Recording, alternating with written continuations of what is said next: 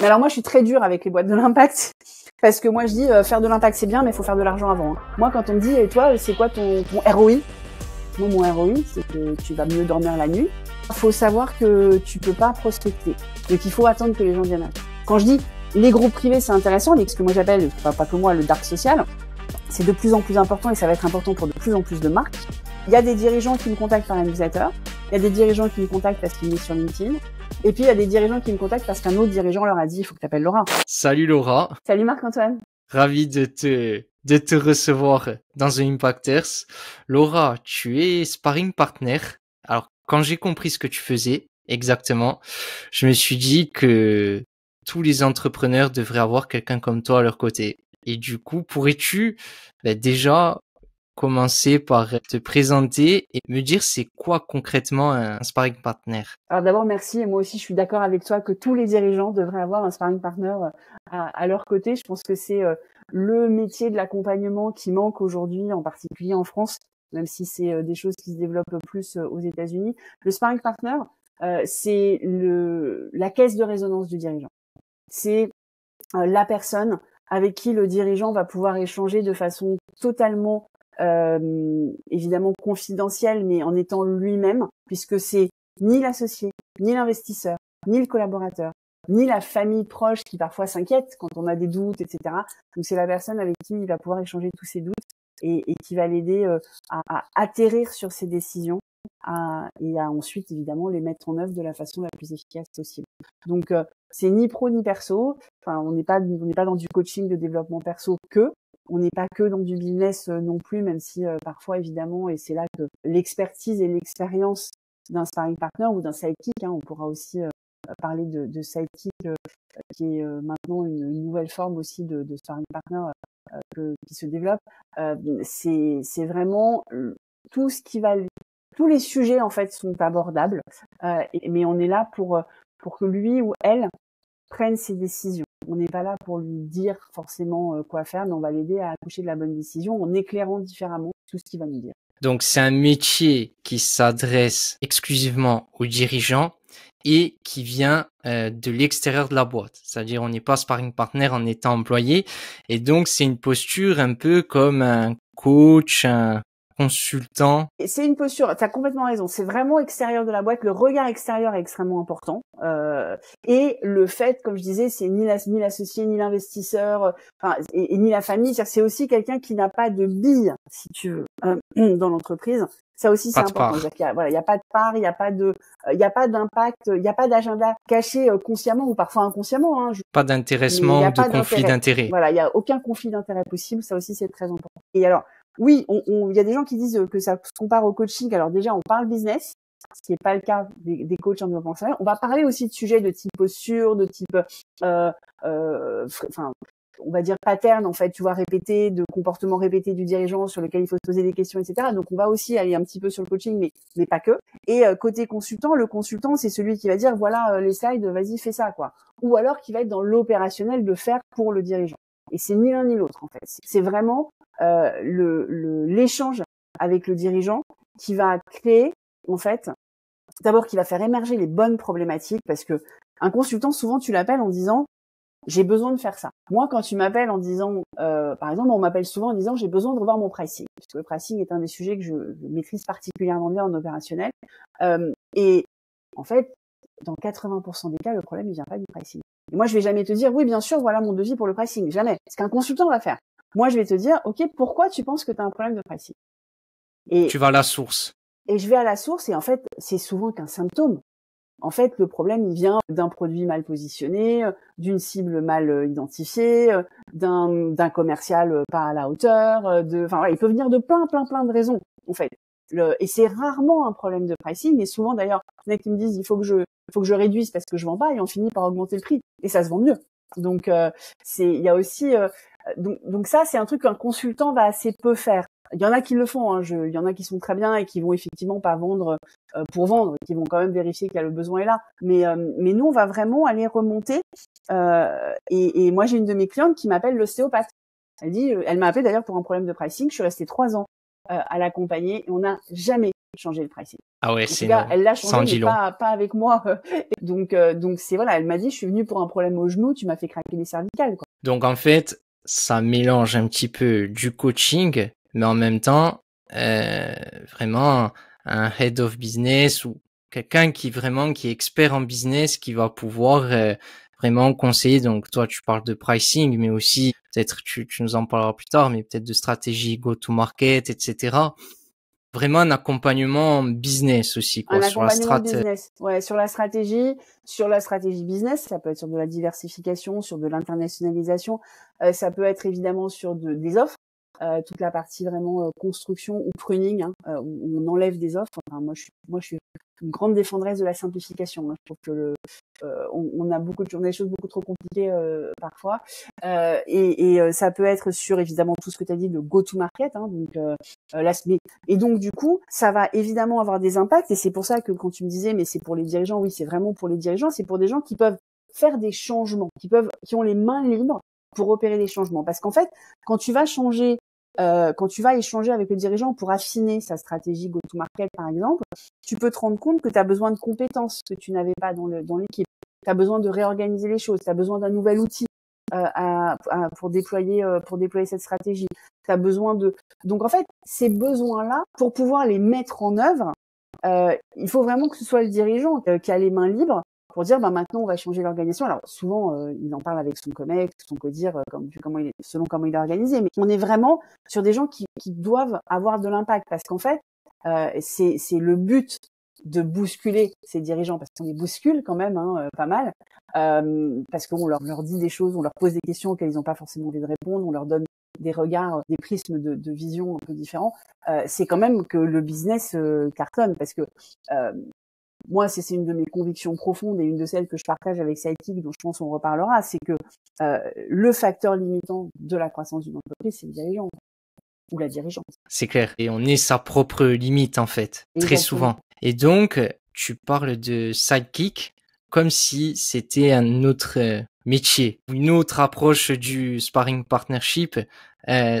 Est-ce qu'il y a une différence entre sparring partner et Et sidekick? Sidekick, alors en fait, on s'est trouvé avec Sidekick. Donc Sidekick, c'est un collectif d'indépendants qui a été monté par quatre cofondateurs.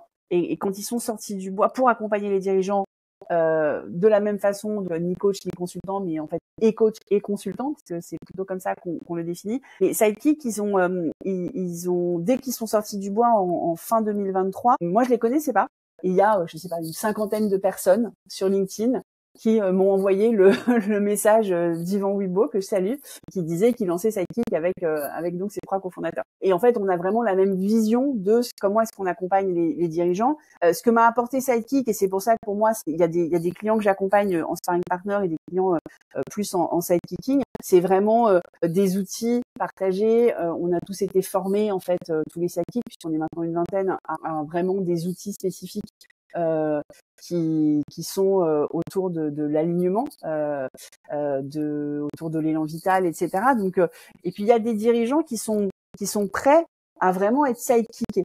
Il y en a d'autres qui en fait viennent me voir en me disant non mais on va bosser sur un truc, on va bosser que sur ce truc-là, la structuration commerciale. Si c'est le cas, je peux pas trop les emmener du côté de la méthode de sidekick. Donc je commence en sparring partner, puisque ça reste une méthode aussi d'interaction avec le dirigeant, c'est-à-dire que ça reste une méthode où je ne tiens pas le stylo. Ça, c'est très important. C'est-à-dire que le changement, il ne s'opère. Le consultant, il va rédiger pour le dirigeant. Il va écrire les slides, il va même parfois piloter de façon opérationnelle des choses. Mais quand il s'en va, le dirigeant, parfois, s'il a que des slides, il peut le mettre dans un tiroir. Parfois, voilà. Donc c'est moi, à dessein.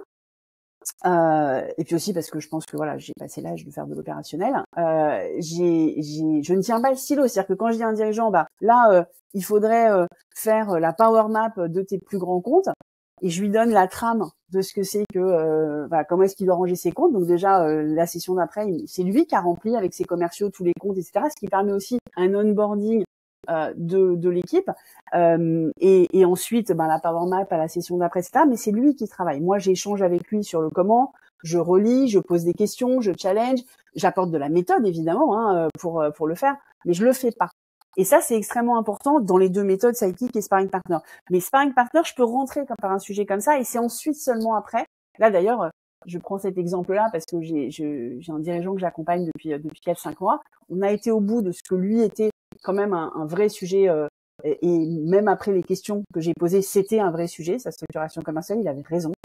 On a aussi un peu abordé d'autres sujets, mais on est resté quand même autour de son go-to-market. Et maintenant qu'on a craqué ça, j'ai identifié d'autres choses. Et potentiellement, on va repartir vraiment en sparring partner de la posture du dirigeant plus tard. Mais c'est là, voilà, je peux pas démarrer par un sidekicking qui est quand même qui est une approche qui tout de suite est vraiment sur on va bousculer les leaders pour maximiser l'impact sur leur business. Donc après, c'est pour ça aussi qu'on a un collectif d'indépendants, c'est qu'on fait des deux. En fait. Le sparring partner, en fait, c'est une approche plus douce, si on peut dire. Je pense pas. Si tu demandes ouais, à mes clients, mes clients sparring ouais. partner, je suis pas sûre qu'ils disent que je sois douce. On m'a même parlé de brutalité bienveillante. Donc non, c'est pas. Ouais, C'est mais pas je que pense c'est plus doux. c'est ce qui. C'est que c'est parfois plus précis au niveau du business. On va parfois travailler qu'un seul sujet, alors que le sidekicking, non. Et puis le sidekicking aussi, on va parfois travailler à l'échelle de l'organisation. C'est toujours évidemment apporté par le leader, mais on peut aussi travailler à l'échelle de l'organisation et on peut travailler du coup en groupe si tu veux. Par exemple, quand il y a plusieurs associés qui veulent pas forcément avoir le même sidekick, moi ça m'arrive d'accompagner des associés ensemble et ou séparément moi-même, que le bon niveau de confiance et de confidentialité qui va bien. Mais parfois, il y a des associés ou des associés qui disent nous on est accompagnés par un sidekick mais on veut quelqu'un qui accompagne nos 4-5 direct reports. Là aussi on peut aussi se compléter les uns les autres. Avec sidekick, on peut aussi monter à l'échelle de l'organisation, ce qui est très intéressant. Et donc tu parles d'organisation en majorité. Aujourd'hui, tu accompagnes des grosses boîtes, des PME, des startups, des solopreneurs. Moi, j'accompagne du gros solopreneur. Je dis gros, parce que faut quand même faire un certain chiffre d'affaires. Enfin, pas des solopreneurs qui se lancent, évidemment. À 6 chiffres. Voilà, des solopreneurs à 6 chiffres. Jusqu'à des dirigeants de PME de 200 personnes. D'accord, ok. Entre 40 et 80 millions d'euros de chiffre d'affaires. Tu vois, cette taille-là. Moi, je ne fais pas les grands groupes parce que ça ne m'intéresse pas. Ça m'intéresse pas. Parce que dans les grands groupes, tu vas pas parler au tout du dirigeant. Et même les patrons de business unit, etc. En fait, ils ont d'autres problématiques qui sont des vraies problématiques, mais que moi j'ai pas. Je pense qu'il y a des coachs ou des sidekicks qui font ça très bien. Moi, c'est pas ce que je fais de mieux, c'est pas ce qui m'éclate en fait. Et je trouve que c'est important. On est moi, mon métier, la façon dont je le pratique, et c'est aussi une des raisons pour lesquelles être dans le collectif de sidekicks c'est intéressant, c'est que il faut qu'il y ait un fit humain. Il faut qu'il y ait un fit humain évidemment avec la personne qu'on accompagne, et il faut qu'il y ait un intérêt. C'est-à-dire, il faut qu'il y ait moi, il y a des secteurs alors les secteurs, non, ça m'intéresse plutôt. Moi, il y a vraiment des tailles où ça m'intéresse pas, en fait, d'y aller. Ça m'amuse pas. Ça m'intéresse pas. Et en revanche, si j'ai un besoin qui arrive, dans les sidekicks, il y a des gens qui adorent le faire. Donc, c'est là aussi que c'est hyper intéressant, qu'on est hyper complémentaires et puis parfois aussi, tu vois, il y en a où ça m'intéresse de le faire. Mais il y a le N+1 qui se dit, non, mais en fait, moi aussi, je me ferais bien accompagner. Ah oui, mais là, je peux pas. Tu vois, il y a des questions d'éthique aussi qui fait que c'est intéressant d'être plusieurs. Donc Sidekick, on fait des beaucoup plus grosses boîtes. Et moi, avec Sidekick, j'accompagne des plus grosses boîtes, mais pas en sparring partner en direct. En direct, moi, mon seul client grand compte, c'est pour mes conférences. D'accord, ok. Donc on va voir après la différence solopreneur versus startup, PME. Mais enfin, du coup, c'est un métier qui est assez dingue. En fait, moi avant ça, j'étais CMO de startup et je me dis mais il aurait fallu qu'on ait un sparring partner. Mais du coup, aujourd'hui, comment tu deviens sparring partner? Comment quelqu'un peut devenir sparring partner? Est-ce qu'il y a une feuille de route? Alors déjà, je vais dire un truc, je vais faire de l'agisme. Et du haut de mes 52 ans, j'ai le droit. C'est pas un truc que tu fais en sortant d'école. Déjà, faut arrêter. J'en ai plein qui me contactent sur LinkedIn, qui ont 24 ans. Oui, je trouve ça hyper intéressant comme métier, sparring partner. Ouais, la base de ce que j'apporte, c'est pas ce que j'ai lu dans les livres. J'ai lu beaucoup de livres. C'est ce que j'ai vécu, en fait. C'est toute l'expérience. Et ça, cette expérience-là, elle se construit qu'avec le temps. Il y a des choses qu'on peut pas accélérer, même si la valeur n'attend pas le nombre des années, etc. Je suis la première à dire ça. J'ai mon bac à 16 ans. Donc, c'est pas que je dis qu'un jeune ne peut pas être intelligent. C'est que tu ne peux pas te créer une expérience accélérée, en fait. Donc déjà, je pense qu'il faut avoir un peu de bouteille. Je pense que c'est un métier où il faut avoir minimum 10 à 15 ans d'expérience. Moi, je l'ai fait après 20 ans, mais c'est peut-être beaucoup, 20 ans, mais il faut avoir une expérience variée.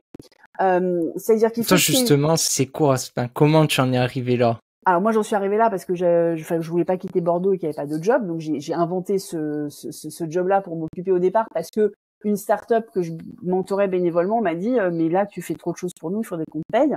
Donc voilà, j'ai commencé comme ça. Mais une des raisons pour lesquelles ça se passait bien, c'est que justement, je suis passée par le grand groupe, le TI, la PME, la start-up. Enfin, j'avais bossé dans tous ces environnements différents. J'avais bossé dans plein de secteurs différents. Alors après, je dis pas qu'on peut pas être sparring partner dans un secteur, par exemple. Hein.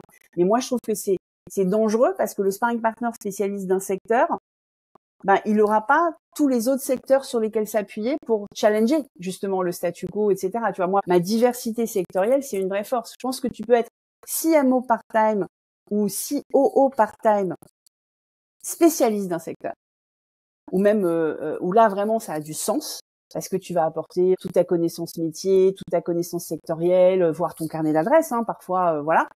En revanche, sparring partner, t'es censé te challenger. Donc si t'apportes pas d'autres façons de faire, d'autres secteurs que tu as vu dans ton expérience ou au quotidien, parce que moi j'ai pas qu'un client, je traite beaucoup de clients en même temps en fait, hein, donc j'ai beaucoup de cross-fertilisation en fait entre mes différents clients, parce qu'il y a aussi des tendances de marché, ça c'est intéressant. Donc je pense qu'il faut déjà avoir de l'expérience, faut être très curieux, ça c'est hyper important, faut être très curieux, faut aimer les gens, faut aimer interagir avec les gens, faut aimer dire la vérité. Moi j'ai pas de problème à ce que les gens m'aiment pas, ça tu vois c'est une qualité ou un défaut d'ailleurs, je sais pas, mais en tout cas c'est un trait de personnalité que peu de gens ont. Les gens ils ont envie qu'on les aime. Moi je m'en fous que le dirigeant il dise tu m'emmerdes, j'aime pas ce que tu me dis, j'ai pas peur de dire des choses qu'ils ont pas envie d'entendre. Ça chez les freelances on n'est pas beaucoup à savoir, on n'est pas beaucoup. Chez les indépendants, enfin il y en a beaucoup qui me disent mais comment tu fais, mais après il te prolonge pas, il me prolonge pas, c'est pas grave. C'est que ce qu'il avait besoin d'entendre. Mais c'est ce qu'il avait besoin d'entendre. Et d'ailleurs c'est très rare qu'il prolonge pas dans ces cas-là. C'est arrivé une fois. Je vais pas dire que ça n'arrive pas, hein. Ça m'est arrivé une fois. Il avait payé 3 mois, je lui ai remboursé le dernier mois parce que ça le faisait pas. Mais c'est qu'en fait, c'était pas le bon moment pour lui, que ça lui sert à rien. Moi, si ça fait pas d'impact, ce que je fais, je vois pas l'intérêt de le faire. C'est-à-dire que pas durable. il faut quand même que ça serve à quelque chose. Donc ça, c'est plutôt. Donc il faut de la curiosité. Il faut pas avoir peur de dire les choses difficiles à dire. Il faut rester à la pointe des tendances. Donc il faut, au-delà de la curiosité, il faut la mettre en œuvre dans de la veille permanente. Et puis faut savoir que tu peux pas prospecter. Donc il faut être à l'aise avec je ne peux pas avoir un système dont je sais de quoi demain sera fait parce qu'en fait, tu peux pas taper sur l'épaule d'un dirigeant et dire quel que ce soit le canal hein, et dire toi tu as besoin d'un sparring partner. C'est comme si tu attrapais une nana dans la rue et que tu lui disais toi tu as besoin de maigrir. C'est aussi violent. Donc tu peux pas. Donc il faut attendre que les gens viennent à toi. Et ça pour beaucoup de gens c'est très difficile. De cette posture de alors tu peux mettre en œuvre des choses, tu peux jouer sur le réseau, tu peux prendre des cafés avec des gens, tu peux être prendre des nouvelles, tu vois, pour animer tout ça, mais tu peux pas te dire j'ai un funnel, tu vois ce que disent tous les coachs business là sur LinkedIn, crée ton funnel, il faut que tu saches de quoi oui, sur 99% des gens ils ont raison, ça tu peux pas. Et du coup, est-ce que tu peux influencer justement ça, ce niveau d'éducation ou de conscience en fait du CEO, du dirigeant, qui se disent j'ai besoin d'une personne comme Laura. Ouais, tu peux comme déjà il faut savoir que ça existe. Donc déjà il faut faire beaucoup d'éducation sur le métier. Moi je suis contente. Il y a j'ai pas mal d'amis qui m'ont dit quand les sparring partners ont commencé à pulluler sur LinkedIn, qui m'ont dit mais c'est toi qui as créé le nom. Tu vois, mais je m'en fous moi. Enfin je m'en fous de la paternité du métier. Ce qui compte c'est que le nom passe beaucoup et que des gens expliquent ce que c'est. Alors ils ne l'expliquent pas tous de la même façon. Donc ça c'est plus problématique. Mais voilà. En tout cas ça fait que le nom sparring partner n'est plus aussi étranger que la première fois que je l'ai posé moi il y a quelques années. Donc ça c'est intéressant. Après il faut surtout que les gens ils s'habituent à moi, enfin, à la personne qu'on est et au style qu'on a. Donc c'est pour ça que moi je publie énormément, que je crée énormément de contenu, que j'ai ma newsletter pour aussi démontrer mon point de vue sur les choses. Et moi j'ai une newsletter en plus qui est très particulière parce que j'ai fait un choix très très rare. Je ne parle pas de mon expertise dans ma newsletter. Dans ma newsletter, je fais une curation de la semaine précédente, ce qui est une vraie galère parce que je peux pas la préparer avant, quoi. Donc c'est quand même, je me suis pas aidée avec ça, mais qui montre que j'ai un point de vue sur tout ce qui se passe, sur tous les changements qui se passent, que je suis à la pointe de la tech et du business et de l'innovation, puisque c'est les 3 sujets. Je fais pas une newsletter sur la géopolitique, même s'il y a un petit peu de géopolitique dedans quand même de temps en temps. Et avec mon humour, parce que c'est un style en fait. Quand tu échanges avec un dirigeant, il faut qu'il soit prêt faut aussi. Que ça fit. Voilà, faut que ça fit. Donc c'est un premier filtre aussi. Avec une femme de la semaine, parce que je trouve qu'il y a personne qui met en avant une femme de la semaine, et je l'ai fait avant que Charlie Perrault se mette à le faire dans les Échos.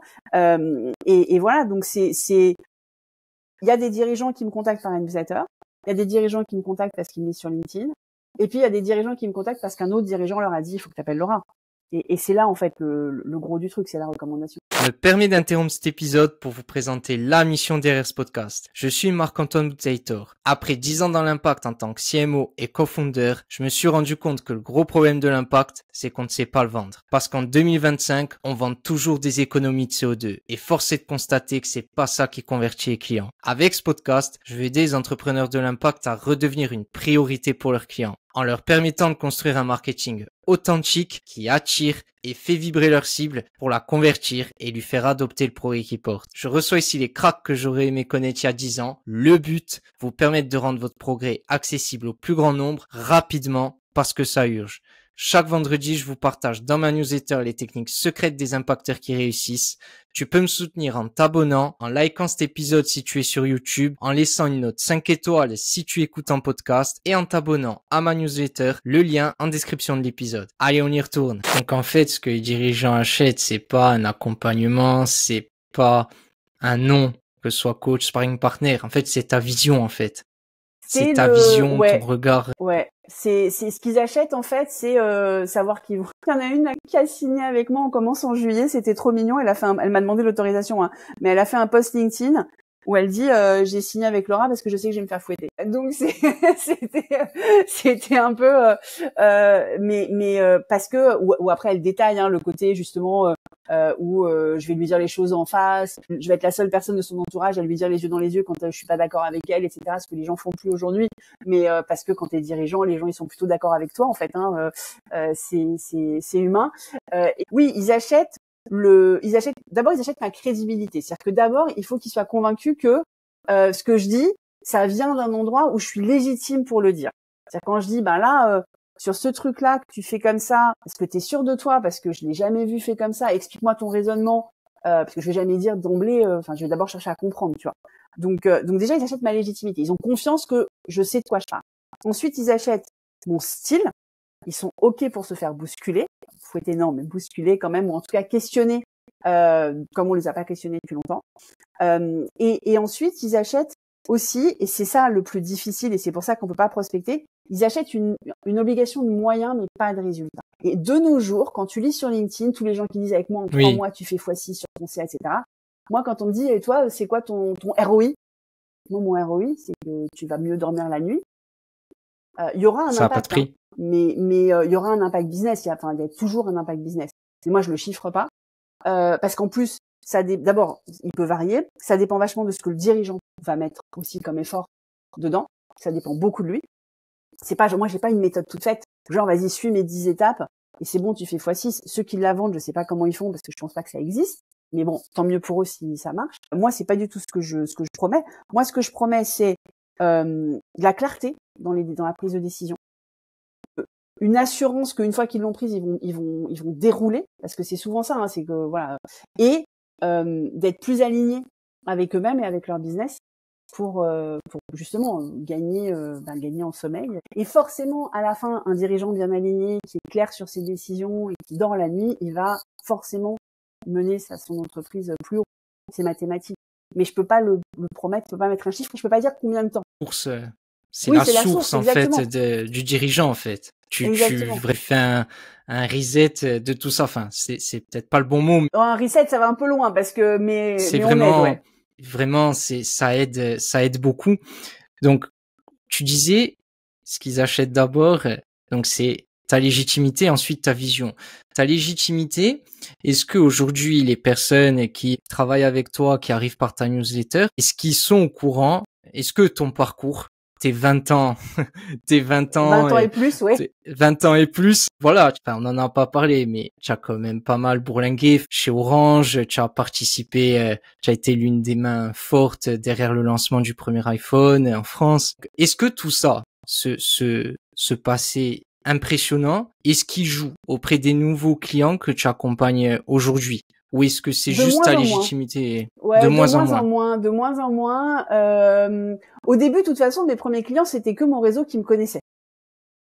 La première Comme quoi? année, comme beaucoup d'indépendants, ma première année, quand tu es un indépendant, j'étais déjà senior, parce que j'avais 45 ans quand je me suis lancée indépendante, donc après plus de 20 ans, 22, 23 ans quand même en tant que salarié, c'est d'abord les gens qui ont bossé avec toi.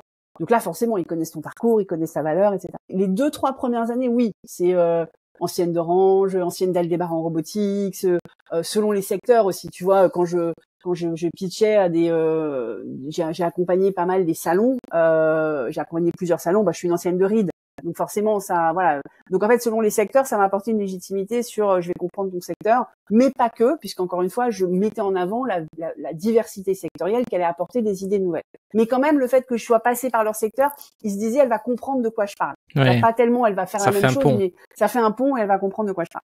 Donc oui, les 2-3 premières années, oui.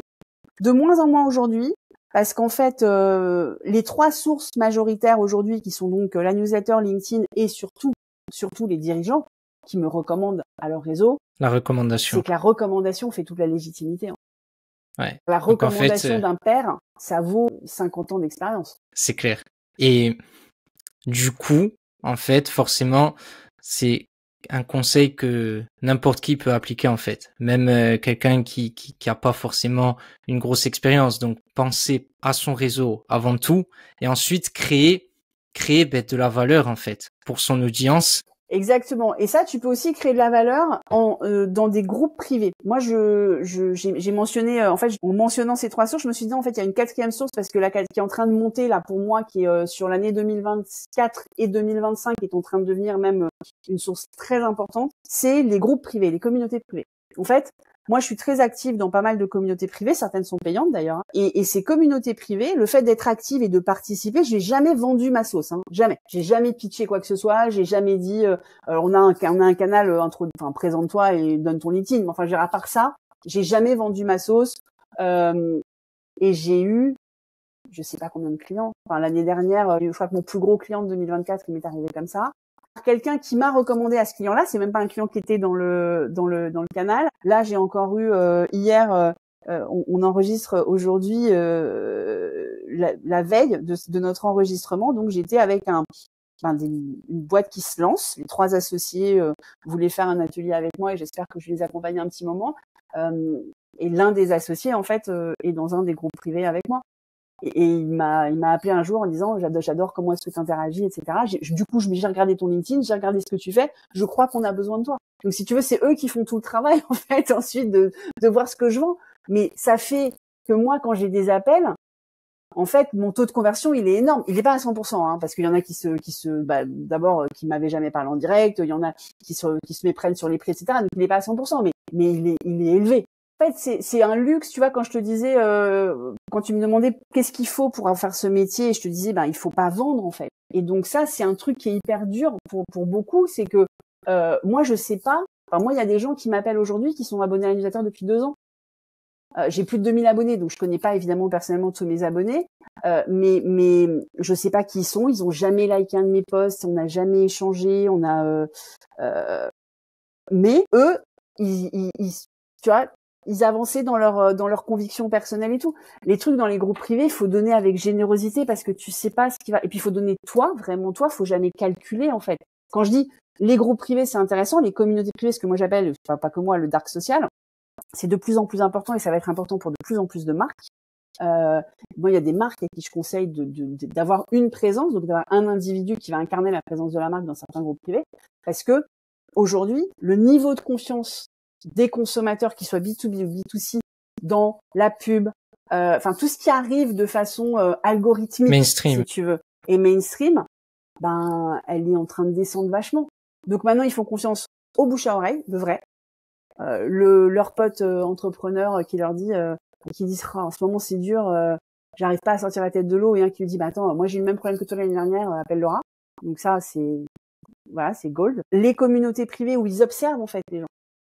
Ils observent et tu ne sais pas qui t'observe. Il y a des gens qui m'appellent de communautés privées, je sais qu'ils sont dedans, mais c'est pas des gens qui prennent la parole. La majorité silencieuse, c'est la même sur LinkedIn. Hein. Moi, ceux qui m'écrivent sur LinkedIn pour qu'on fasse un premier call, c'est pas du tout des gens qui ont commenté mes posts. Hein. C'est ça. Qui ont même liké. Hein. Donc il faut prendre le temps et donner et redonner encore avant de te dire, ça y est, ça commence à revenir. Et donc, il faut beaucoup de temps. Et moi, je pense que ça fait 3 ans que vraiment je fais de la création de contenu. Et je pense que j'ai eu vraiment les premiers retours au bout de 2 ans et demi. Ouais. Donc, c'est un investissement, moyen long terme. Aujourd'hui, tu dirais les gens, parce que tu parlais 2000 abonnés sur ta newsletter, c'est pas non plus aujourd'hui quelqu'un qui dit moi beaucoup de mes clients viennent de ma newsletter, on pourrait s'attendre qu'il ait 20 000, 30 000 abonnés. Il faut pas non plus avoir des millions de fans, être un hyper influenceur. Aujourd'hui, donc l'attraction client, ça te ramène des clients. Est-ce que le fait de t'investir comme ça, de développer ta marque personnelle, de développer ton média, ça t'a ramené d'autres choses? Alors ça m'a ramené des clients. Ouais, ça m'a ramené mon client grand compte. Ça m'a permis de me diversifier parce que j'avais j'ai appelé cliente, mais en fait à l'époque je la connaissais, on s'était croisés une fois sur un événement, la patronne de la Post Solution Business, on s'était croisés une fois sur un événement, elle avait bien aimé comment je parlais parce que j'animais l'événement complètement, c'est la première fois que je faisais ça, et elle s'abonne à ma newsletter. Je la croise un an plus tard sur un salon. Mais vraiment le truc de la sérendipité totale, hein, le hasard, j'aurais pas pu l'écrire dans un CRM. Et donc je tombe nez à nez avec elle. Et elle me dit « Ah, c'est génial, je parlais de ta newsletter à mon directeur marketing, il faut que tu fasses des conférences pour nous. » Elle me présente son directeur marketing, avec qui je travaille toujours aujourd'hui, et ça fait 3 ans. Et donc, on a conçu un cycle de conférences, en fait, pour les directions régionales de la Post Solution Business. Là, le mois qui arrive, le mois de juin, j'en fais 4. Dans 4 villes différentes, mais ça fait 3 ans, donc on a commencé, j'en ai fait 2 la première année, j'en ai fait 4 ou 5 l'année dernière, là je suis déjà à 5 cette année, et on est qu'en milieu d'année, parce que ça marche bien en fait, parce que les directions régionales, elles invitent en fait leurs clients et je suis l'attraction, je suis l'intervenante qui va leur ouvrir les chakras sur autre chose, donc ils invitent des directeurs marketing, des CEO de PME régionales, hein, donc je fais le tour de France en plus, c'est chouette. Là, je vais découvrir Caen, Dijon et Angers. J'ai jamais été à Caen, Dijon et Angers. Donc, c'est chouette. J'ai fait Toulouse, j'ai fait Marseille, j'ai pas fait Marseille, j'ai fait Nice, j'ai fait Lyon, j'ai fait Rouen, j'en ai fait plein. Et c'est très chouette. Et j'ai hâte, et ça, c'est venu par la newsletter. Et ça serait jamais venu par juste la création de contenu sur LinkedIn. C'est vraiment cette veille, où pour cette personne qui m'a identifiée, j'étais la bonne personne pour parler des tendances en fait, et pour parler des tendances de ce qui arrive sur la partie business et tech à un public de non initiés. Parce que tu vois, t'as beaucoup de gens qui font beaucoup de veille. T'en as beaucoup. Toi, tu fais de la vulgarisation aussi. Moi, en fait, je fais pas que des listes de liens. Je vais vraiment, alors, je fais pas de la vulgarisation. Je parle quand même à des gens qui sont déjà dans le film. Ma mère, elle pourrait pas lire ma newsletter, par exemple. Je fais pas de la vulgarisation à ce point-là. Ça, je le fais. La vulgarisation pure, je la fais quand je suis interviewée sur TF1. Parce que là, t'es obligé de parler à leur cible. Mais dans ma newsletter, je le fais pas. En revanche, je vais relier des infos entre elles. Enfin, je vais donner vraiment un point de vue sur la veille. C'est pas juste une liste de liens. Et donc c'est ça qui fait que ça peut intéresser. Et c'est très clivant, ma newsletter. C'est-à-dire que ma newsletter, t'as des gens qui me disent ouais, moi elle me convient pas, elle est trop dense, il y a trop de choses à lire, moi je veux du snack content, je veux un truc. Ouais, c'est pas moi. Mais c'est pareil que ce que je te disais, c'est ça. Je me travestis pas en fait, parce que moi je fais pas du snack content, moi je fais pas du coaching business je vais pas donner de nom parce que ce serait pas gentil, mais qui va t'appliquer une liste de recettes toute faite que t'as l'impression que avec l'effet Barnum, tout le monde va se dire, mais oui, bien sûr, elle a compris, alors qu'en fait, elle a pas forcément compris. Elle dit la même chose à tout le monde, quoi. Ça, c'est pas moi. Et du coup, tu parlais donc, les conférences, ça t'a ramené ça, et aussi ton média. Aujourd'hui, dans ton activité, dans ton CA en fin d'année, ça représente une grande part ou ça reste minime? Non, c'est pas minime, les conférences. C'est pas minime. C'est pas 2%. Enfin, ma newsletter, la vente de ma newsletter, puisque j'ai un abonnement payant, c'est minime. Les conférences, c'est pas minime. Mais je cherche, enfin, c'est difficile à développer. En fait, je passe là pour le coup, tu peux prospecter sur des conférences, tu peux prospecter. Mais moi, en fait, j'aime pas ça. J'adore faire les conférences, je déteste prospecter. Donc je me dis que voilà. Et tu vois, j'ai une copine qui l'a appris, enfin une copine, oui, c'est une copine maintenant, et qui s'est dit bah tiens, tu fais des conférences et tout, je cherche une maîtresse de cérémonie pour un truc, bah je suis devenue maîtresse de cérémonie. Tu vois, ça fait aussi, voilà, ça va prendre petit à petit. Après, l'avantage c'est que ces deux clients. Bah tu vois, maîtresse de cérémonie, elle m'avait dit on change tous les ans, puis là je refais cette année. Donc c'est que voilà, ça si ça leur plaît, ça va grossir aussi. Et puis j'espère le développer. Mais c'est j'aimerais pas que ce soit 100% de mon temps. Tu vois, j'adore aussi mon métier de sparring partner. C'est deux choses complémentaires que j'aime bien faire. Donc ce qui est cool, c'est que ça a permis vraiment de te diversifier aussi, d'ajouter vraiment une nouvelle casquette.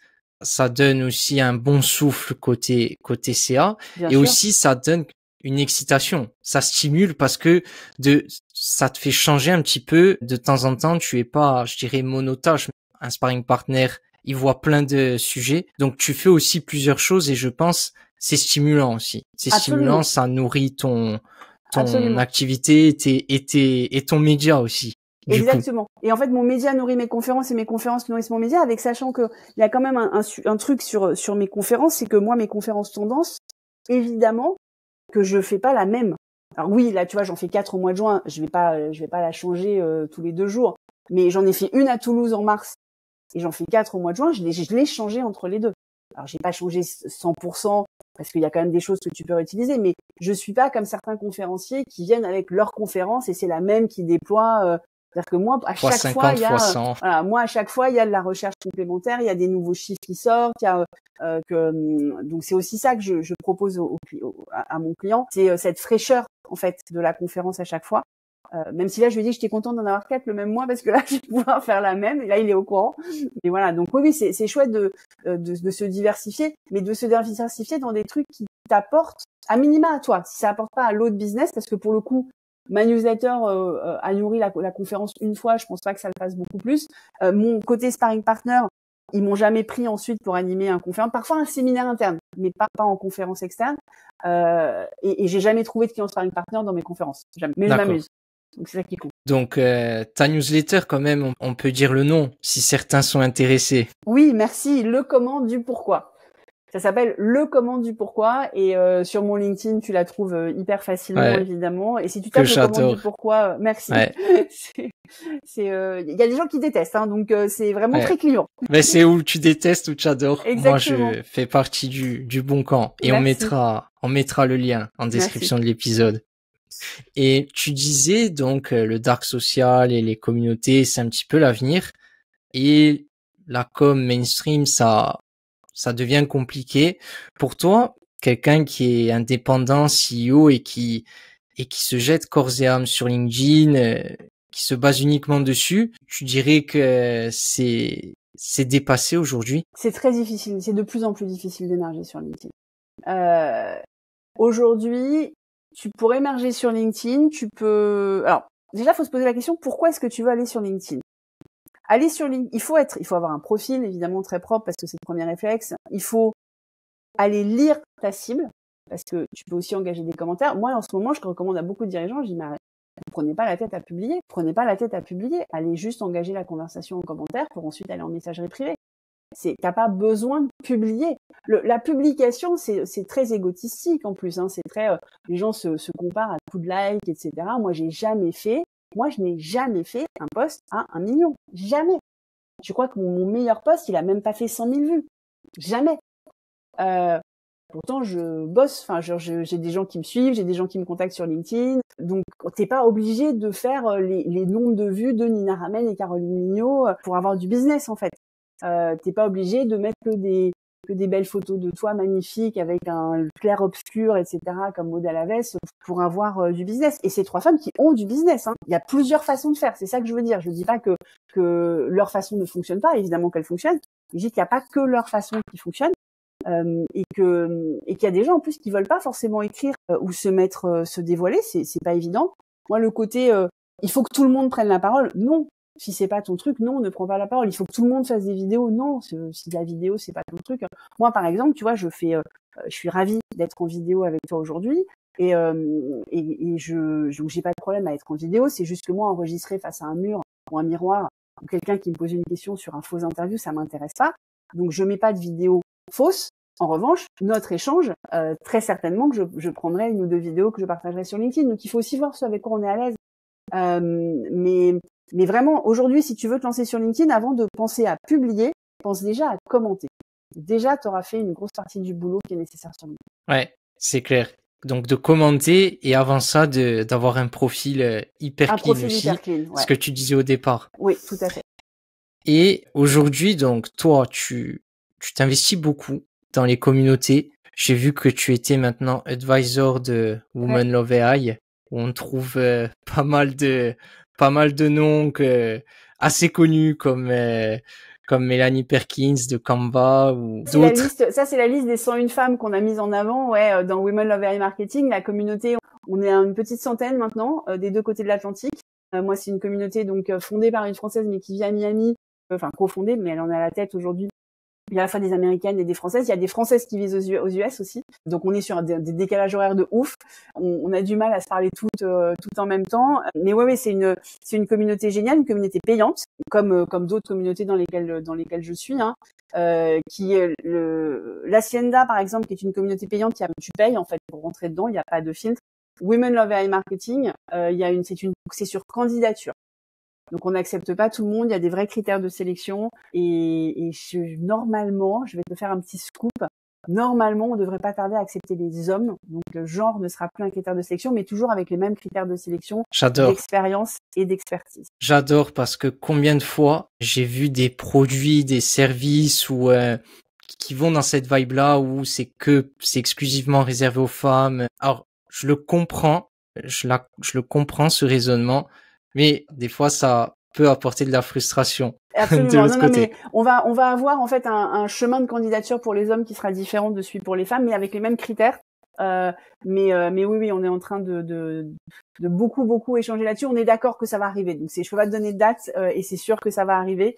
Mais on est encore en train de finaliser un petit peu comment tout ça va s'ouvrir. Mais j'espère que je pourrai rapidement venir commenter sous la vidéo avec le lien de candidature ou le process pour les hommes sur Women Love AI Marketing, parce que on fait des workshops, on a des invités qui viennent. Tu vois, on a des trucs super. Enfin, moi, je vis là, d'ailleurs, je publiais sur LinkedIn un workshop d'une nana de la communauté qui a partagé avec nous son expérience sur Créa et qui a fait plein de photos de moi, en fait, en 10 minutes avec l'IA. On a eu des workshops sur de la création d'agents. On a des invités qui viennent partager avec nous, qu'on peut interviewer parce qu'en fait, on est en live avec eux. C'est pas du tout comme un webinaire que tu viens écouter. C'est vraiment, tu peux échanger. Interactif. C'est hyper interactif et puis c'est une vraie communauté qui s'entraide vachement. Comme l'Hacienda d'ailleurs, hein. L'Hacienda c'est une super communauté de Silicon Carnet, du podcast Silicon Carnet. Je suis dans la communauté gratuite du café de l'e-commerce également. Enfin voilà, je suis dans pas mal de communautés que je trouve ça assez intéressant les communautés, parce qu'en fait ça le côté affinitaire de se retrouver avec des gens qui écoutent la même chose ou qui lisent la même chose que toi, oui, c'est hyper intéressant. Je suis aussi dans la communauté du board de Flavie Prévost, qui là aussi est l'incubateur d'une communauté privée payante, mais dans laquelle je suis aussi experte, tu vois, pour ces bootcamps. Enfin voilà. Et je trouve que c'est chouette. Flavie qui est passée ici il y a quelques épisodes, on mettra le lien pour ceux qui veulent absolument, et réécouter. On lui fait un petit coucou.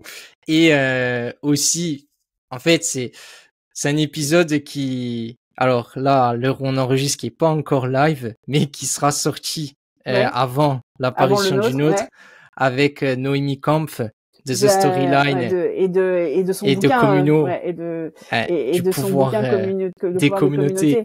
Je vais l'interviewer justement, le colloque là où je te disais je vais être la maîtresse de cérémonie. Je vais interviewer Noémie, qui est une des intervenantes que j'avais recommandées sur le sujet. Oui, la communauté. Moi, je crois beaucoup. Alors, il y a des communautés. Évidemment, on pense tout de suite Instagram, etc. Moi, je parle vraiment du dark social, en fait. Hein. Moi, je pense qu'il y a quelque chose sur le dark social. Il y a quelque chose qui est que je trouve sain au niveau santé mentale aussi. C'est des espaces, en fait.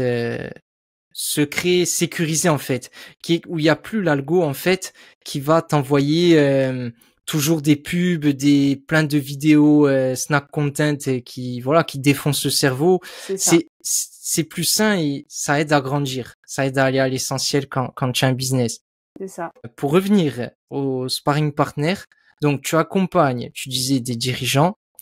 Est-ce qu'il y a un moment dans la vie d'un dirigeant où vraiment c'est à ce moment-là qu'ils font appel à toi? Est-ce que c'est en lancement, en phase de levée, En lancement, c'est assez rare. Faut beaucoup de maturité. En lancement, en premier lancement, c'est assez rare. Les associés qui m'appellent en lancement, il y en a. C'est souvent des repeat entrepreneurs en fait, qui savent que en fait c'est ce qui leur a manqué la première fois. Donc ou même s'ils ont réussi, ils se disent ça aurait été tellement plus rapide si j'avais eu ça la première fois. Donc les repeat founders, ils peuvent appeler à n'importe quel moment parce qu'en fait un repeat founder, il connaît la valeur d'un sparring partner même s'il en a pas eu. C'est-à-dire, il sait que ça lui a manqué cette caisse de résonance, etc. Donc, et pour les first time founders, il y a des moments assez charnières. C'est rarement le lancement pour le coup. Ça peut être un conflit d'associés, même un conflit larvé. Ça peut être l'hypercroissance. Ouah, on sait plus ce qui nous arrive, on est perdu, on n'arrive pas à s'organiser, on n'a plus la lucidité, si tu veux, parce qu'il se passe trop de choses. Il y en a quelques-uns qui appellent avant une levée, mais c'est beaucoup plus après la levée. Parce que justement, c'est maintenant on a tout cet argent, faut qu'on fasse gaffe. Et comment est-ce qu'on fait? C'est un peu hypercroissance du coup. Ouais, parfois c'est avant en fait de lancer une hypercroissance. Tu vois, c'est avant d'investir pour appuyer sur l'accélérateur en se disant comment est-ce que je structure le truc. Voilà. Et ça c'est pour la partie start-up. Pour la partie PME, parce que j'accompagne pas que des start-up. C'est plus souvent un plateau. Tu vois, là la machine repart plus, la machine à croissance repart plus. Il faut qu'on se réinvente. Ou alors, ça peut être aussi pour des PME qui sont en croissance, parce que heureusement il y en a. Là, pour le coup, après l'introduction d'un fonds de private equity qui a remis aussi du cash et sur lequel, et d'ailleurs moi en prescripteur, il y a quelques fonds de private equity, pas en VC. En VC, les VC me recommandent pas. Enfin, ils me connaissent pas. C'est pas qu'ils disent qu'il faut pas venir avec moi, c'est qu'ils me connaissent pas. Mais en private equity, il y a quelques fonds qui me recommandent à leur participation pour justement apporter de la clarté. Limite les fonds, ils conditionnent leur entrée dans la boîte à condition qu'il aura aussi. Non, ils le conditionnent pas. Non, ça, faut pas dire ce qui est faux. Mais en revanche, ils me recommandent fortement et chaudement. Et parfois, et pour l'instant, je crois qu'à chaque fois qu'ils m'ont recommandé, il y en a une fois, oui, où la participation a refusé. Mais à chaque fois, ouais, ils ont dit oui. Parfois, ça dure 3 mois, parfois ça dure 9 mois, parfois ça dure plus longtemps. Et c'est plutôt avec eux que je rentre sur une problématique et qu'ensuite on ouvre plus sur la bousculade plus générique du dirigeant. Ouais, parce qu'ils savent que leur investissement se portera bien. C'est ça. Et du coup, donc, conflit entre associés, hypercroissance, quand tu arrives, c'est plateau de croissance aussi. Le problème, est-ce qu'il y a un problème majeur que tu vois chez ceux, enfin, surtout des jeunes, quand je dis jeunes, c'est pas forcément au niveau de l'âge, mais des jeunes entrepreneurs, quand ils font appel à toi, est-ce que c'est, par exemple, qui se dispersent, des jeunes, voilà, qui arrivent en forte croissance, c'est quoi un petit peu le danger, en fait? Le danger de l'hypercroissance, c'est, de rater les signaux faibles, parce que ça va tellement vite que tu vois plus, en fait, de pas lever la tête du guidon. C'est, parce que la moindre erreur d'1 degré, dans l'hypercroissance, tu vas tellement vite que tu vas te retrouver très loin de ta vision. Pour moi, il y a un vrai danger qui est de désalignement. Ouais, de désalignement avec ta vision initiale, en particulier si c'est avec des investisseurs qui sont rentrés et qui ont un autre agenda que toi. Et il y a un vrai danger aussi pour le coup, quand il y a des associés, l'hypercroissance, c'est le moment où ça peut casser. Parce que tu peux en avoir qui ont l'impression que les autres, comme en plus plus personne n'a le temps d'échanger, souvent, il peut y avoir des sentiments qui sont la plupart du temps des ressentis qui sont faux factuellement, hein, mais il peut y avoir des ressentis que moi je bosse beaucoup et pas les autres. Ou ce que lui il a à faire c'est plus facile que ce que moi j'ai à faire. Enfin voilà. Donc ça crée aussi des tensions qu'il faut aller chercher. Et puis après il y a une vraie question de rapidité de prise de décision dans l'hypercroissance. C'est-à-dire que tu peux avoir aussi des dirigeants qui se sont tout seuls, où ça se passe hyper bien avec les associés, etc. Mais en revanche, ils se disent mince, maintenant que ça va vite à cette vitesse-là, il faut qu'on prenne nos décisions beaucoup plus vite, tout en n'accélérant pas sur des choses assez fondatrices. Je pense au recrutement, par exemple. Faut pas faire une erreur de recrutement, c'est hyper difficile à réparer. Ça te coûte 1 an, plein d'argent, etc. Donc il y a quand même encore des sujets sur lesquels il faut pas aller trop vite. Et comment est-ce que je fais la différence entre les deux? Tu vois, ce discernement, en fait. Les aider à avoir du discernement. C'est vraiment ça. Et donc, tu accompagnes beaucoup de startups. Dans l'impact, tu accompagnes des boîtes? Oui, j'ai accompagné des boîtes dans l'impact. Mais alors moi, je suis très dure avec les boîtes de l'impact parce que moi, je dis faire de l'impact, c'est bien, mais il faut faire de l'argent avant. Moi, il y a plein de boîtes qui m'ont appelé, qui m'ont dit non, mais tu nous accompagnes gratuit parce que tu comprends, on fait de l'impact. Bah non, on fait de l'argent, tu m'appelles. Sinon, c'est pas une boîte, c'est une association, ça s'appelle. Ouais. Et je fais du pro bono pour des associations. Ça, j'ai pas de problème. Ouais. Je fais du pro bono pour des associations. J'en ai déjà fait. Mais en fait, j'ai fait du pro bono pour le podcaston, par exemple, les 2 premières années. Et je fais un petit coucou à Jérémy. Mais le côté fait de l'impact, donc c'est bon. Bah non, en fait. Encore une fois, il y a des très belles idées dans l'impact, mais il faut que ce soit un vrai business. Alors, je parle pas d'un business licorne, parce qu'on est d'accord que donc du coup, ça marche pas pour les VC, etc., ou alors des VC spécialisés. Ça, j'entends. Mais il doit y avoir un modèle économique, il doit y avoir une rentabilité. Et la rentabilité, elle peut pas venir uniquement d'un modèle économique sans qu'il s'appuie sur des subventions. Ça, c'est pas possible aussi. Ça, c'est le côté que c'est pas durable. C'est pas pérenne. Tu peux pas pérenniser une subvention. Donc pour moi, il y a un vrai sujet aujourd'hui sur l'entrepreneuriat impact en France où il faut bien définir ce qui est de l'entrepreneuriat impact et ça existe. Et il y a des choses géniales dans l'entrepreneuriat impact et ce qui relève en fait d'un modèle beaucoup plus associatif, voilà, et de l'assoprenariat qui est très bien aussi, mais il faut le dire clairement. C'est ça. Je pense il y en a beaucoup ici qui nous écoutent, qui sont dans l'impact, et je trouve que c'est vraiment important. C'est pas que on va faire, ça va être mieux ou moins bien qu'on choisisse une entreprise ou une asso. C'est juste avoir le bon statut en fait. C'est ça. Le bon statut, le bon modèle pour déployer le projet qu'on a envie de déployer. Exactement. Et en fait, une entreprise, il faut qu'il y ait vraiment une cible, une demande en fait de personnes qui soient prêtes à payer pour à payer pour le problème qu'on résout. Exactement. Et tu vois, hier, j'étais avec une boîte qui se déclare pas impact, même si je pense que sur le G de l'ESG, ils auront un truc à apporter. Mais où c'était ça la question, c'était mais ok, ce que vous faites, c'est génial, parce que il y a pas que dans l'impact que tu as des entrepreneurs qui sont persuadés que leur truc est génial, etc. Mais qui est prêt à payer pour ça? On entend la douleur dont vous parlez, ok, peut-être que, mais est-ce que c'est suffisamment important pour que les gens soient prêts à mettre de l'argent pour la résoudre? Et ça reste une question valable pour tous les entrepreneurs. Ok, super Laura.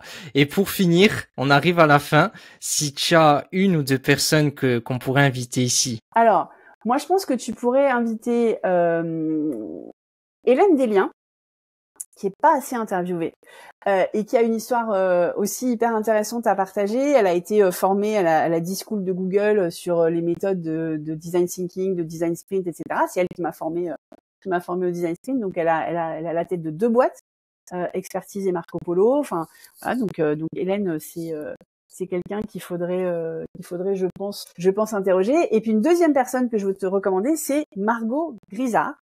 De Map & Match. Margot Grisard, moi c'est une dirigeante que j'adore. J'ai été aussi certifiée Map & Match et elle racontera à tes auditeurs ce que c'est que ce questionnaire qui révèle en fait les énergies à faire, les plaisirs de faire de chacun. Et ça, moi c'est une lecture en fait. Maintenant je m'en sers dans certains de mes accompagnements qui sont individuels et collectifs, et ça a fait passer à la puissance 12 quand des dirigeants sont prêts à entendre leurs énergies à faire et à les respecter. Super Laura, on a hâte de les avoir ici. Mais je te remercie Laura pour avoir été avec nous. Je te dis merci et à bientôt. Au revoir. Ciao. Voilà, c'est la fin de cet épisode. J'espère que vous repartez des idées plein la tête. Pour remercier mon invité et rendre ce contenu accessible au plus grand nombre, c'est très simple. Abonnez-vous et déposez un 5 étoiles sur votre plateforme d'écoute préférée. On se dit à très vite.